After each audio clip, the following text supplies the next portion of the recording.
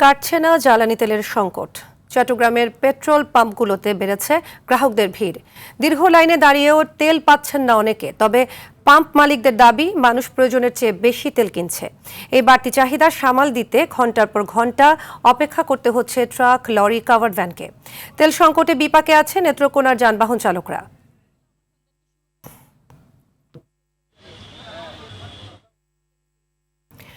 জ্বালানি সংকটের বিষয়ে জানাতে রংপুরে আছেন সহকর্মী জাহাঙ্গীর আলম বাদল। সেখান থেকে সরাসরি যুক্ত হচ্ছেন তিনি। বাদল, রংপুরে জ্বালানি সংকটের কারণে ব্যবসা বাণিজ্য এবং জনজীবনে কি প্রভাব পড়ছে, সেখানকার কর্তৃপক্ষ কি বলছেন, বিস্তারিত জানাবেন।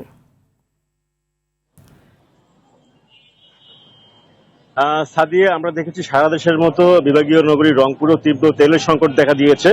ইতিমধ্যে আমরা দেখেছি যে আসলে পেট্রোল পাম্পগুলো তারা কিন্তু একটা নিয়মের মধ্যে চলে এসেছে, কারণ তারা বেলা 12টা থেকে সন্ধ্যা 6টা পর্যন্ত তেল বিতরণ করছে। এতে কিন্তু অনেক পাম্পেই আমরা দেখেছি যে তেল নিতে আসা গ্রাহকরা কিন্তু দীর্ঘ লাইন, বিভিন্ন পরিবহন নিয়ে তারা কিন্তু লাইন দাঁড়িয়েছেন। আমরা একটা জানিয়ে রাখি যে আসলে 12টা থেকে তেল বিতরণের করা থাকলেও এই মাত্র নগরীর শাপলা পেট্রোল পাম্পে আমরা দেখেছি যে কেবল তেল লরি নিয়ে আসছে এবং সেটি লোড হচ্ছে, এবং এই তেল নিতে কিন্তু আসলে মানুষের দীর্ঘ লাইন এবং অনেকে কিন্তু ভোগান্তিতে পড়েছেন।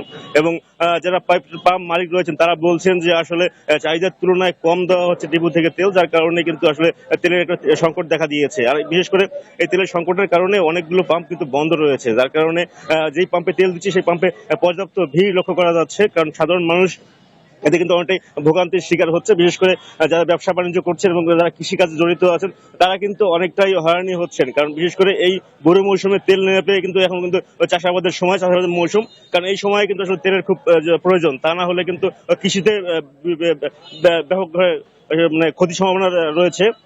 আমরা দেখেছি ইতিমধ্যে যে আসলে যে সমস্ত পরিবহনগুলো রয়েছে শুধুমাত্র ডিজেল ছাড়া পেট্রোল, অক্টেনই আসলে সংকট তীব্র আকার ধারণ করেছে, এবং সাধারণ মানুষ বলছে যে আসলে এই সংকট নিরসনে সরকারকে কঠোর মনিটরিং করতে হবে, তা না হলে হয়তো এই সংকট আরো দীর্ঘ হবে। কারণ ইতিমধ্যে সরকার যে সমস্ত উদ্যোগ নিয়েছে সেটি আসলে কোনোটাই কাজে আসছে না, কারণ যার ফলে কিন্তু আসলে সাধারণ মানুষের মধ্যে ভোগান্তি দীর্ঘ হচ্ছে। সব মিলিয়ে যে আসলে জ্বালানি তেল নিয়ে সাধারণ মানুষের মধ্যে যে সংখ্যা সেটি কিন্তু রয়েই যাচ্ছে। তো সাদিয়া, এই ছিল আপাতত আমার কাছে রংপুরের জ্বালানি তেলের সর্বশেষ খবর। ধন্যবাদ বাদল।